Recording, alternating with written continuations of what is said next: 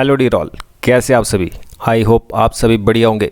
तो आज हम आपके लिए लेकर आए हैं जेबीटी पुलिस पटवारी, इनके ऊपर बनने वाले जितने भी क्वेश्चन होते हैं, जितने भी आपके एग्ज़ाम में क्वेश्चन आए हैं, वो सारे हम इस सीरीज़ में कंप्लीट कराने वाले हैं।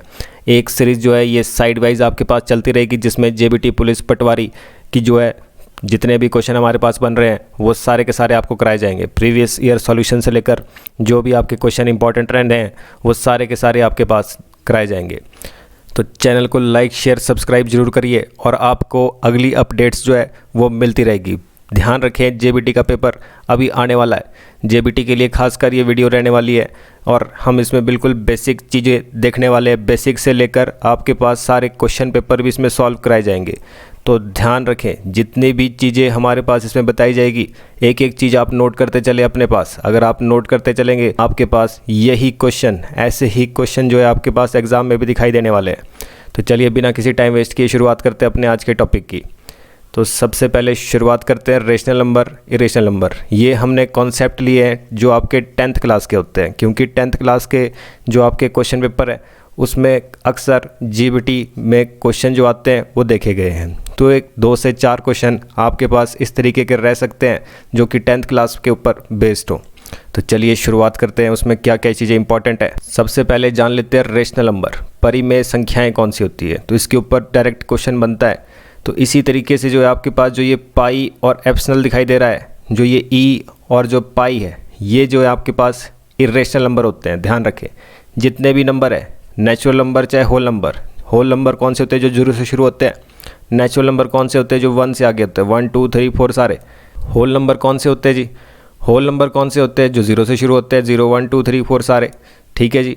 तो इसी तरीके से रेशनल नंबर सारे होते हैं, सारे के सारे रेशनल नंबर है। 0 भी रेशनल नंबर, 1 भी, 10 भी, 20 भी, 100 भी। बट कौन से नंबर नहीं होते हैं, तो ध्यान रखें। अगर तो डायरेक्ट कभी पाई आता है, पाई इरेशनल नंबर होता है। ये ई भी इरेशनल नंबर है। अंडर रूट में कभी वैल्यूज़ दी है जिसका रूट नहीं निकल सकता डायरेक्ट, वो भी इरेशनल नंबर होते हैं। उसी तरीके से ऐसे डिजिट जो आपके पास रिपीट ही होते जा रहे हैं आगे आगे, जिनका कोई सॉल्यूशन नहीं निकल रहा है फिक्स, वो सारे के सारे इरेशनल नंबर होते हैं। तो ऐसे नंबर जो पॉइंट में नहीं लिखे जा सकते हैं, जो P/Q की तरह बिल्कुल नहीं लिखे जा सकते हैं, वो आपके पास इरेशनल नंबर होते हैं। और जिन नंबर को चाहे वो 0 हो, 0/1 लिख सकते हैं, 5 को भी 5/1 लिख सकते हैं। बट ऐसे नंबर जिसमें हमारे पास कभी भी पॉइंट जो है ख़त्म नहीं हो रहा है, चल जा रहा है, ये सारे के सारे क्या होते हैं, इरेशनल नंबर। अंडर रूट जिसका नहीं निकलता वो भी इरेशनल नंबर। पाई, खासकर ये चीज़ आपको एग्ज़ाम में दिखाई देती है। इनके ऊपर जो है ज़्यादातर क्वेश्चन पूछे जाते हैं। कई बच्चे इसको बिल्कुल स्किप कर देते हैं जबकि बहुत इंपॉर्टेंट है। तो चलिए वैसे ही बढ़ते हैं नेक्स्ट कॉन्सेप्ट की तरफ। नेक्स्ट कॉन्सेप्ट जी, आपके पास किस तरीके का और क्वेश्चन पूछा जा सकता है। आपसे क्वेश्चन पूछा जा सकता है कि नंबर कैसा है, बताइए, टर्मिनेटिंग है या नॉन टर्मिनेटिंग है, शांत है या अशांत है। तो इसके लिए ध्यान रखें, कंक्लूजन क्या है, डायरेक्ट देखना होता है। उसमें आपको डिवाइड करने के चक्कर में नहीं पड़ना इन क्वेश्चन को देखकर। ठीक है जी। टर्मिनेटिंग नॉन टर्मिनेटिंग देखने के लिए, शांत अशांत देखने के लिए क्या काम करेंगे। तो जिस भी चीज़ का डिनोमिनेटर, आपको पता है कोई भी नंबर लिखा हुआ है, ऊपर वाला क्या होता है न्यूमरेटर, नीचे वाला क्या होता है डिनोमिनेटर।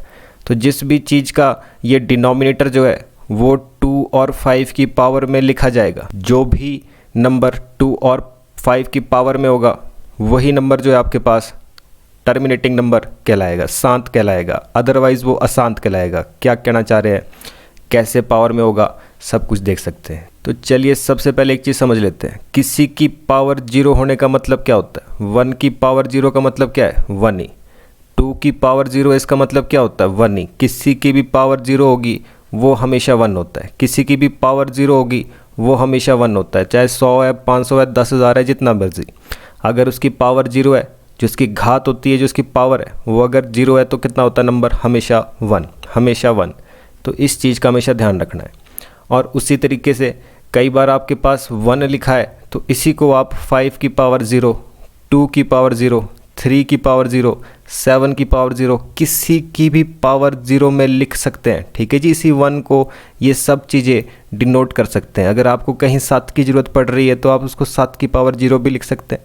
2 की ज़रूरत पड़ रही है तो 2 की पावर 0 भी लिख सकते हैं, क्योंकि रहना तो ये 1 ही है, ये है तो सारा 1 ही है। तो अकॉर्डिंग टू सिचुएशन इन चीज़ों का यूज़ किया जा सकता है। तो चलिए देख लेते हैं। एक नंबर ले लेते जी 500, आपके पास 500। अब किसी भी नंबर को पावर में लिखना है तो कैसे लिखा जाता है? किसी भी नंबर को पावर में लिखने के लिए उसका एलसीएम लिया जाता है। तो 5 से कट रहा है नंबर, 5 1 5, ये 100 हो गया। 5 2 10, ये 0 हो गया। फिर से 5 से कट रहा है, 5 4 20 हो गया। ठीक है जी। वैसे ही 4 को लिख सकते हैं, 2 2 4, 2 1 2 हो गया। तो ये नंबर लिख लिया। तो इस 500 को आप कैसे लिख सकते हैं? आप देख रहे हैं 5 कितने हैं? 5 3 है। तो इसको कैसे लिखा जाएगा? एक तो यही तरीका है, 5 × 5 × 5, 2 × 2। तो 5 कितने हैं? 3 है। तो 5 3 है, तो इसको कैसे लिखा जा सकता है? 5 की पावर 3। 5 की पावर 3 का मतलब क्या होगा? 5 × 5 × 5, 5 का क्यूब। वैसे ही 2 को कैसे लिख सकते हैं? 2 की पावर 2 कितने हैं? ये एक यहाँ है, एक यहाँ है, तो टोटल कितने हैं? 2। तो इसको किस तरीके से लिखा जा सकता है? छोटा नंबर पहले, बड़ा नंबर बाद में। इस तरीके से आपके पास आंसर दिया गया होगा। ठीक है जी। तो हमने देख लिया कि हम इस नंबर को कैसे लिख सकते हैं। 2 की पावर और 5 की पावर में इसको चेंज किया जा सकता है। वैसे कोई और नंबर होता तो, जैसे कि मान लीजिए आपके पास है 21, ठीक है जी, 210 आ गया जी, ये मान लेते हैं। कट करेंगे इसको, 5 से डिवाइड कर रहे हैं, 5 4 20, 5 2 10, ठीक है जी, 7 6 42 हो गया। वैसे ही 2 3 6, 3 1 3 हो गया। तो इसको अगर हम लिखना चाहें, 5 भी एक ही बार है। पहले शुरुआत करते हैं छोटे नंबर से, 2 भी एक ही बार है, उसके बाद 3 भी एक ही बार है, 5 भी एक ही बार है, 7 भी एक ही बार है। तो ये तो एक ही बार है, इसलिए इसको नहीं लिखा जा सकता। अगर वैसे 2 3 4 और 3 होते तो पावर में लिखते, जितने 3 होते जितने 5 होते हैं। एक ही है तो उसमें पावर लगाने की ज़रूरत नहीं है। तो ये हो गया। तो हम देख रहे हैं कि ये नंबर, जब हमने इसका एलसीएम लिया, ये नंबर 5 तो है, 2 भी है, बट उसके अलावा ये 7 और 3 भी आ रहे हैं। तो ऐसा नंबर जिसके डिनोमिनेटर का एलसीएम लेने पर वो 5 और सिर्फ 2 की पावर में चेंज होगा, 5 और 2 ही नंबर आएंगे उसमें, वो आपका नंबर टर्मिनेटिंग होता है, मतलब शांत होता है। अदरवाइज़ वो क्या होता है? नॉन टर्मिनेटिंग होता है। तो काम क्या है, एक और चीज़ जो है इसमें समझ लीजिए।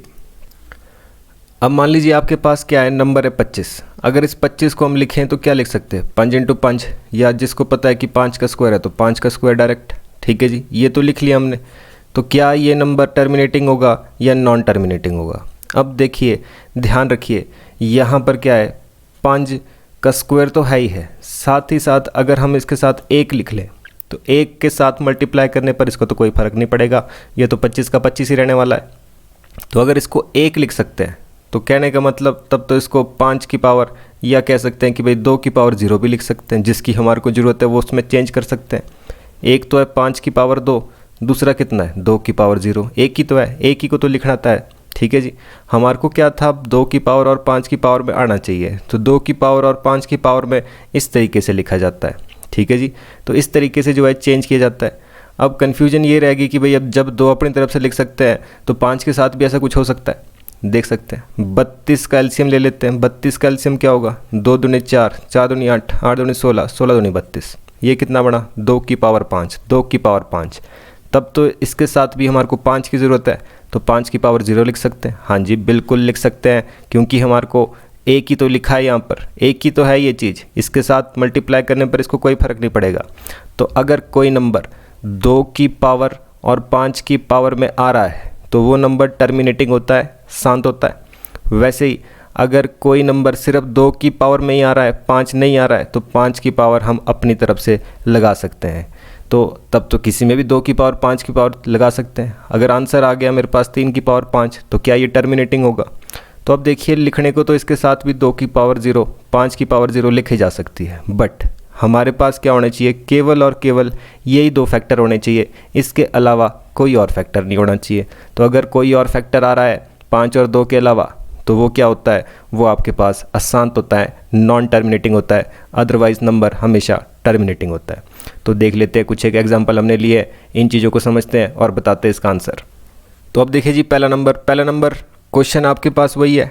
क्वेश्चन आपके पास वही कह रहा है कि बताइए कि भाई कौन सा टर्मिनेटिंग है और कौन सा नॉन टर्मिनेटिंग है। तो ले लेते जी पहला क्वेश्चन आपके पास वही है, बताइए टर्मिनेटिंग कौन सा है, नॉन टर्मिनेटिंग कौन सा है। तो ये 3125, तो 3125 आपको पता है, जो भी डिनोमिनेटर है उसको देखना है, बस ऊपर का कोई लेना देना नहीं है, सिर्फ और सिर्फ जो डिनोमिनेटर है उसको देखना है। तो 3125 ले लिया, इसका एलसीएम कितना हो गया? 5 6 30 हो गया, 5 2 ज़ा 10 हो गया, 5 5 ज़ा 25 हो गया। वैसे ही 5 से जा रहा है, 5 1 ज़ा 5 हो गया, ठीक है जी, 1 बच गया, 5 2 ज़ा 10, 5 5 ज़ा 25, ठीक है जी। वैसे ही आगे 5 से कट रहा है नंबर, 5 × 10 5 5 25 हो गया, फिर से 5 से कट रहा है, 5 5 25 और 5 एकम 5 हो गया। तो इसको कैसे लिखा जा सकता है, ये टोटल 5 की पावर में है, 1 2 3 4 5 बार, ठीक है जी। साथ ही साथ ये 1 भी दिख रहा है आपको, ठीक है जी। तो ये 1 का क्या फंडा होता है आपको पता है, 1 तो हम किसी को भी लिख सकते हैं, 2 की पावर में लिख सकते हैं इसको 1 को, क्योंकि यही तो है हमारे पास, 2 की पावर 0 मतलब 1 ही तो है। तो वैसे ही ये क्या है, ये नंबर, इसका डिनोमिनेटर 5 और 2 की पावर में लिखा जा रहा है, तो इसलिए ये क्या होगा, ये टर्मिनेटिंग होगा। अगला नंबर देख लेते हैं। अगला क्या है, 8। तो आपको पता है 8 कैल्शियम, लेने की भी ज़रूरत नहीं है, आपको पता है कितना होता है, डायरेक्ट 2 की पावर 3 होता है 8, ठीक है जी। क्यूब भी तो है, 2 का क्यूब, 2 दूनी 4 दूनी 8, तो 2 का क्यूब 8 है। तो वैसे ही 2 की पावर 3 है, तब तो इसके साथ हम 5 की पावर 0 भी लिख सकते हैं। तो 2 और 5 के अलावा कोई और फैक्टर आ जाए तो आपके पास वो आंसर गलत हो जाता है जी। तो ध्यान रखें, ये 2 और 5 की पावर में लिखा जा सकता है, 2 खुद है, टोटल 2 में ही है, कोई नंबर और नहीं आ रहा है इसके साथ। 5 तो हम खुद भी लिख सकते हैं इसके साथ, 5 की पावर 0, तो ये भी टर्मिनेटिंग कहलाएगा। अगला देख सकते हैं 343। तो 343 आपको पता है, स्क्वायर क्यूब रूट वाली वीडियो आपने देखी होगी कि 7 का क्यूब कितना होता है, 343। तो ये भी क्या है आपके पास, 7 का क्यूब है, तो इसके साथ हम लिख तो सकते हैं, ठीक है जी। इसके साथ हम जो है 5 की पावर 0, 2 की पावर 0 भी लिख सकते हैं, बट इनके अलावा कोई दूसरा नंबर आ जाए तो वो तो क्या होता है आपके पास, नॉन टर्मिनेटिंग होता है, नॉन टर्मिनेटिंग नंबर है जी। वैसे ही अगला क्वेश्चन दिख रहा है, 5 और 2 की पावर में ही है ये लिखा हुआ, 5 और 2 की पावर में लिखा हुआ है, तो ये क्या होगा, ये टर्मिनेटिंग। तो ये नॉन टर्मिनेटिंग था, बाकी सारे के सारे जो आपके टर्मिनेटिंग थे। 5 की पावर में ही आ रहा है तो वो भी टर्मिनेटिंग, 2 की पावर में ही आ रहा है वो भी टर्मिनेटिंग, बट 2 5 के अलावा कुछ और नंबर आ जाए तो वो नॉन टर्मिनेटिंग होगा जी। तो ध्यान रखें, ऐसे किए जाते हैं टर्मिनेटिंग एंड नॉन टर्मिनेटिंग के क्वेश्चन। तो डिनोमिनेटर को अगर आप 2 और 5 की पावर में लिख पा रहे हैं, इसके अलावा कोई और नंबर नहीं है, तो वो क्या होता है आपके पास, वो नंबर टर्मिनेटिंग होता है। बट इसके अलावा कोई और नंबर आ जाए डिनोमिनेटर में एलसीएम लेने पर, तो ये क्या होता है, नॉन टर्मिनेटिंग। चलिए वैसे ही नेक्स्ट कॉन्सेप्ट, तो चलिए जी देख लेते हैं नेक्स्ट, पॉलिनोमियल्स क्या होते हैं। तो पॉलिनोमियल को समझने के लिए बहुपद क्या होते हैं, मतलब जब आपके पास बहुत सारी चीज़ें दी गई हो, एक से ज़्यादा जो है नंबर दिए गए हो, तो वो क्या होते हैं, वो आपका पॉलिनोमियल कहलाता है, वो आपका पॉलिनोमियल कहलाता है। इक्वेशन बहुत तरह की होती है, कोई जो है रेखीय इक्वेशन होती है, सिंगल लीनियर इक्वेशन, जिसमें मतलब कोई स्क्वायर नहीं है, एक्स और वाई में इक्वेशन है, इस तरह की इक्वेशन, ये क्या कहलाई जाती है, लीनियर इक्वेशन। वैसे ही अगर पावर 2 हो जाए, अगर पावर जो है वो 2 हो जाए, तो ये क्या हो जाता है, इस तरह की इक्वेशन जो भी लिखी होगी जिसमें x की पावर मैक्सिमम 2 ही लगी है, वो आपके पास क्वाड्रेटिक इक्वेशन होती है। वैसे ही क्यूबिक इक्वेशन क्या होती है, जिसमें सबसे बड़ी पावर 3 होती है, सबसे बड़ी पावर 3 होती है। तो ये लिखी कैसे जाती है, पहले देख लेते हैं इसको। तो क्वेश्चन है 4x + 3y = 0। तो ऐसी इक्वेशन को क्या बोला जाएगा, तो ध्यान रखें, ऐसी इक्वेशन को हमारे पास लीनियर इक्वेशन कहा जाएगा। मतलब ये क्या बना, ax + by = 0।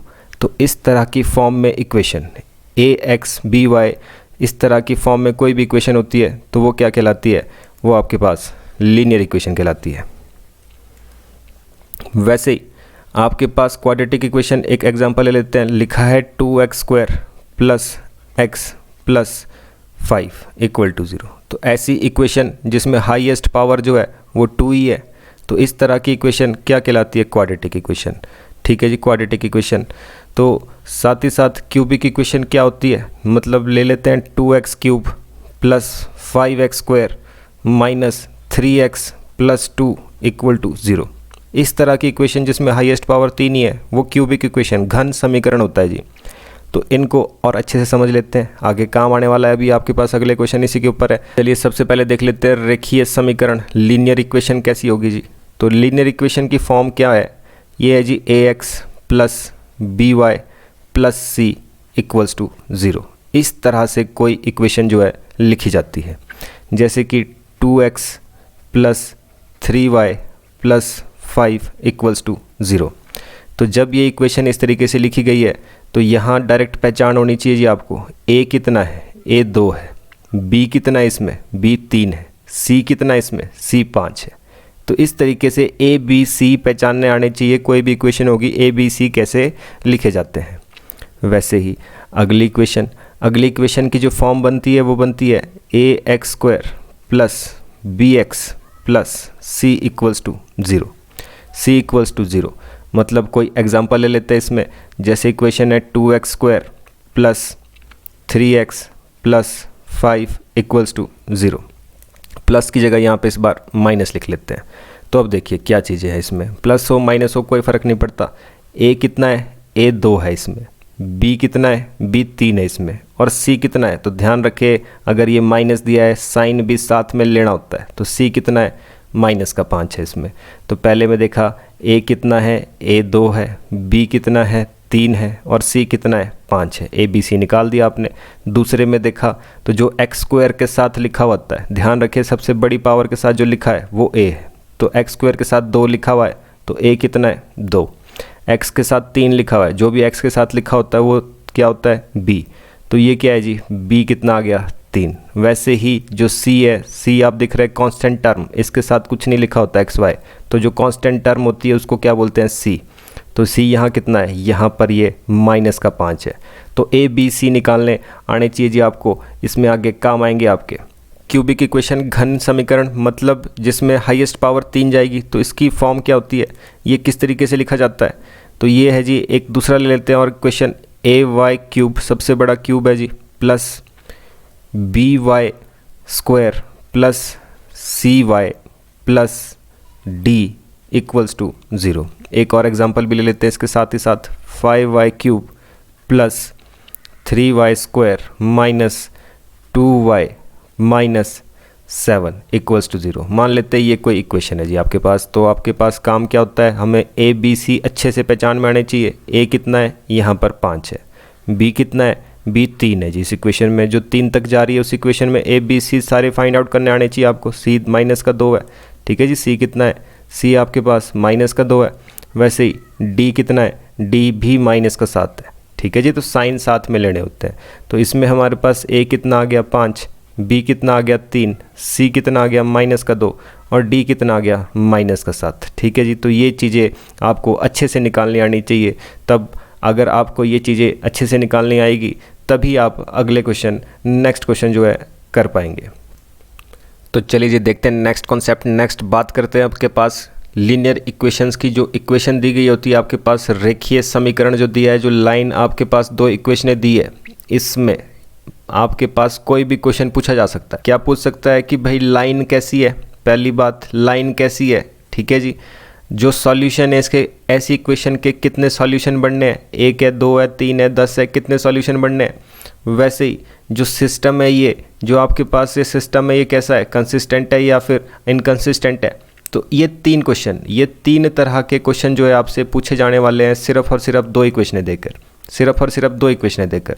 तो सबसे पहले लाइन के बारे में जानकारी दे देता हूँ आपको। 3 तरह की लाइन है जी आपके पास। एक तो है इंटरसेक्टिंग, जैसा कि लिखा है यहाँ पर। तो इंटरसेक्टिंग का मतलब क्या होता है, 2 लाइनें ऐसी है कि भाई जो एक दूसरे को कट कर रही है किसी भी पॉइंट पर, किसी भी पॉइंट पर कट कर दे, वो क्या हो जाएगी, इंटरसेक्टिंग लाइन, ठीक है जी, इंटरसेक्टिंग लाइन। वैसे ही आपके पास एक और लाइन होती है जिसका नाम है पैरेलल। पैरेलल लाइन कौन सी होती है, जो दोनों की दोनों लाइन बिल्कुल इस तरीके से समांतर रेखाएं जो आपस में बिल्कुल भी नहीं मिलती है, वो क्या है, पैरेलल लाइंस। वैसे ही एक और चीज़ इसमें बताई गई होती है आपके पास, क्या वो लाइन जो है वो कोइंसिडेंट है।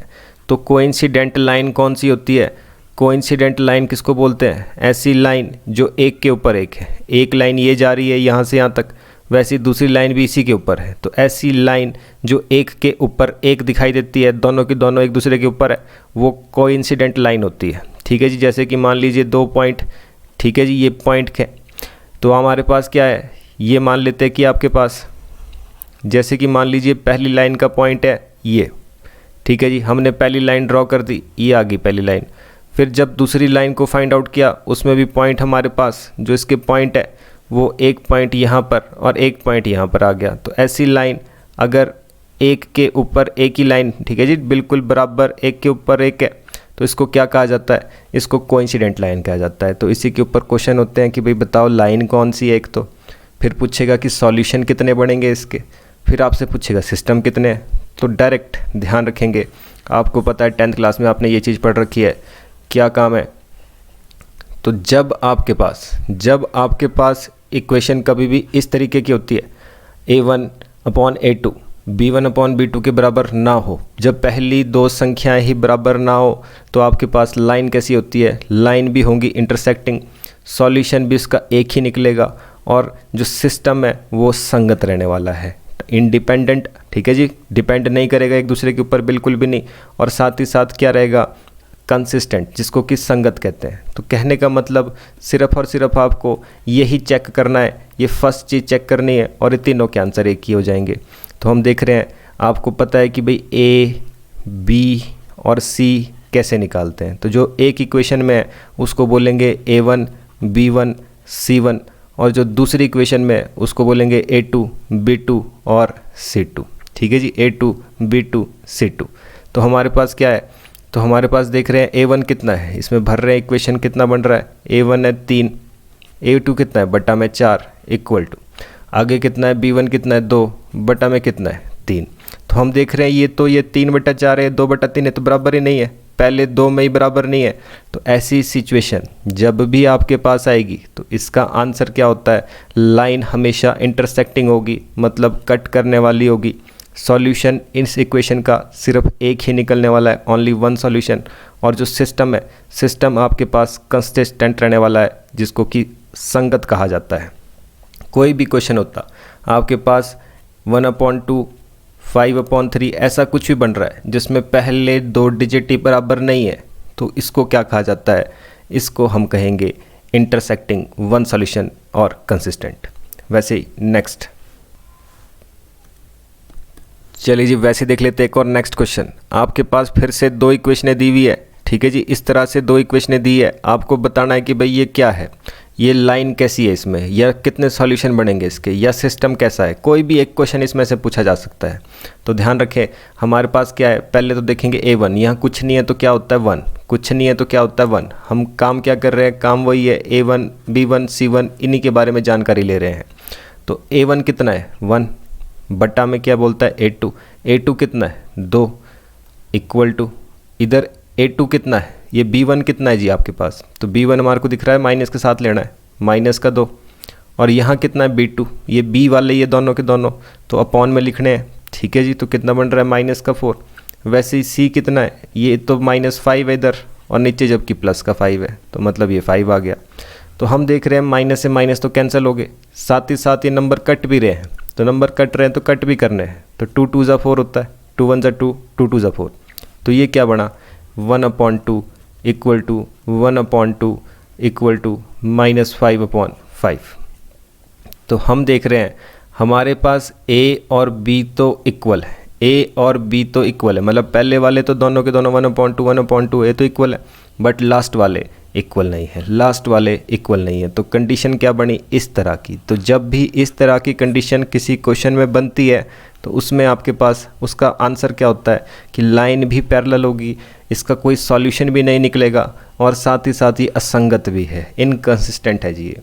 तो इतना सा चीज़, कोई भी 2 इक्वेशन आपके पास दी होगी तो सिर्फ इतनी सी चीज़ चेक करने पर आपके पास उसका आंसर आ जाएगा। तो अगर पहले 2 ही बराबर नहीं होते तो इससे पहले जो हमने देखा कि भाई उसका क्या होता है, इंटरसेक्टिंग लाइन वन सॉल्यूशन और कंसिस्टेंट होता है पर इंडिपेंडेंट होता है, ठीक है जी।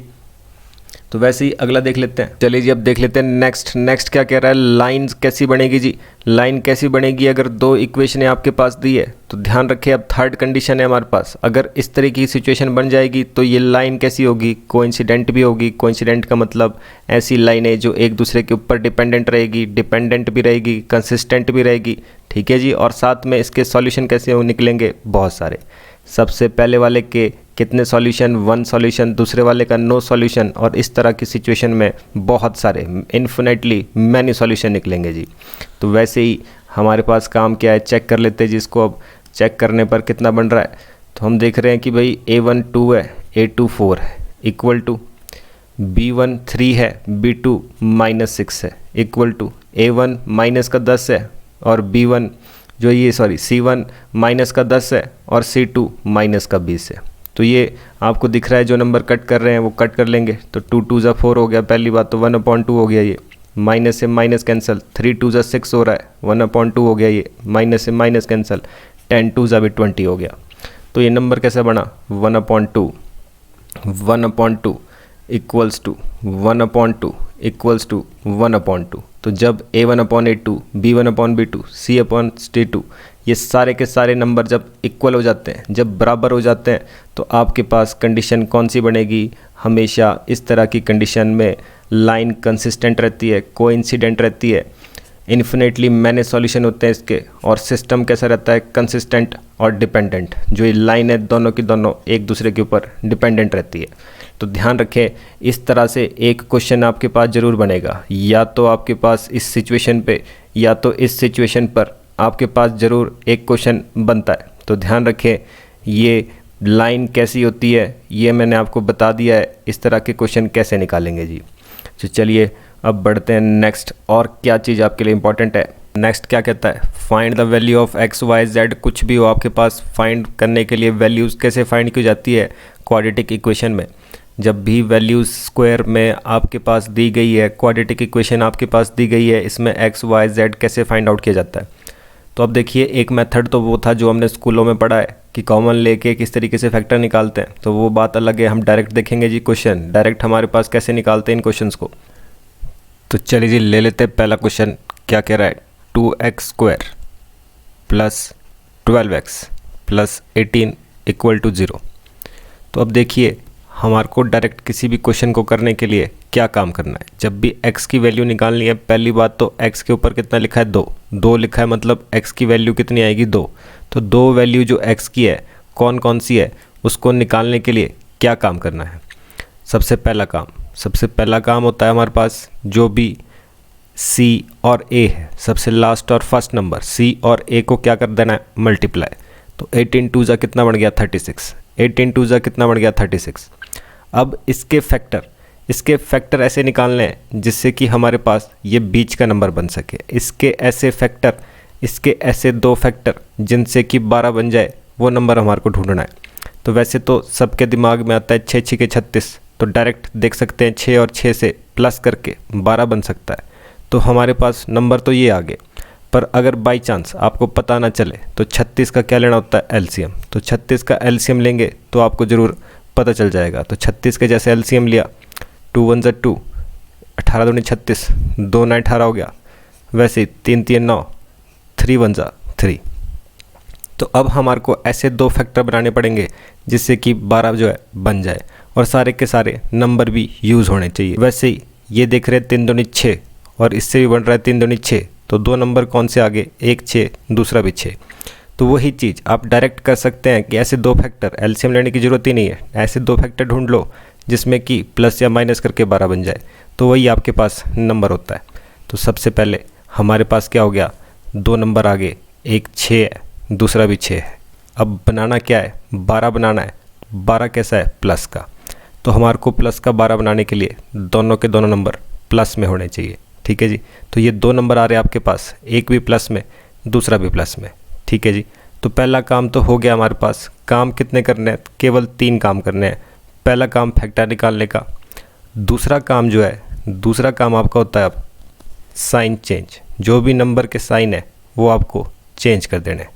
प्लस में तो माइनस में, माइनस में तो प्लस में चेंज कर देना है। और थर्ड काम, तीसरा जो इम्पोर्टेंट स्टेप आपको लगाना है, जो भी नंबर बना है उसको, जो भी स्टार्टिंग में नंबर दिया गया है, जो भी आपके स्टार्टिंग में ए दिया गया है, उससे क्या कर देना है? डिवाइड।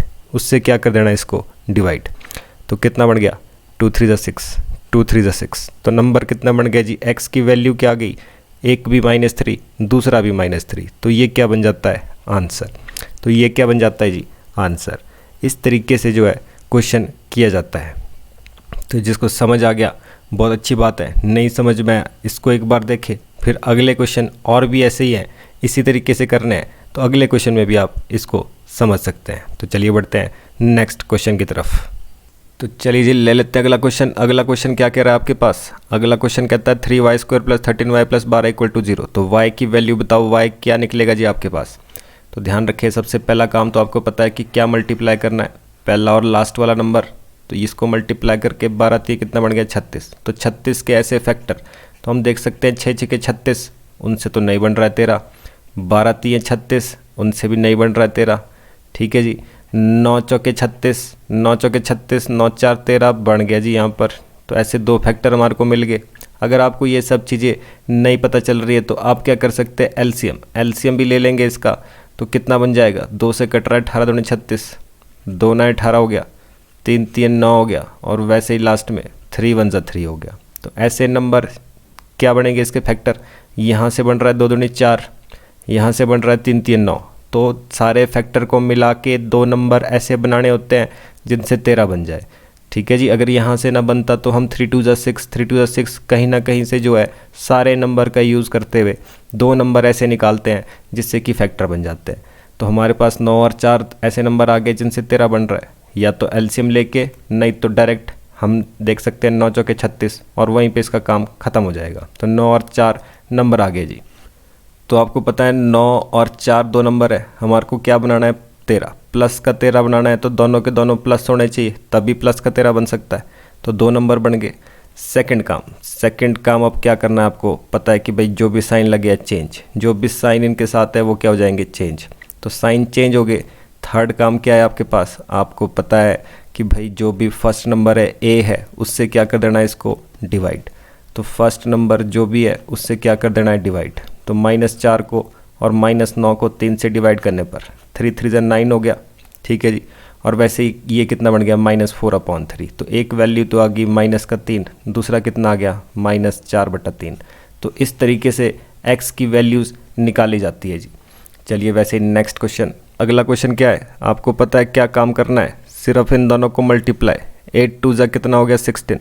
तो 16 कैसे फैक्टर बनाने हैं जिससे कि हमारे पास 10 बन सके। तो हमारे को दिख रहा है 8 2 जा 16, यही तो है 8 2 जा 16, जिससे कि हम 10 बना सकते हैं। 8 और 2 को प्लस करके 10 बना सकते हैं।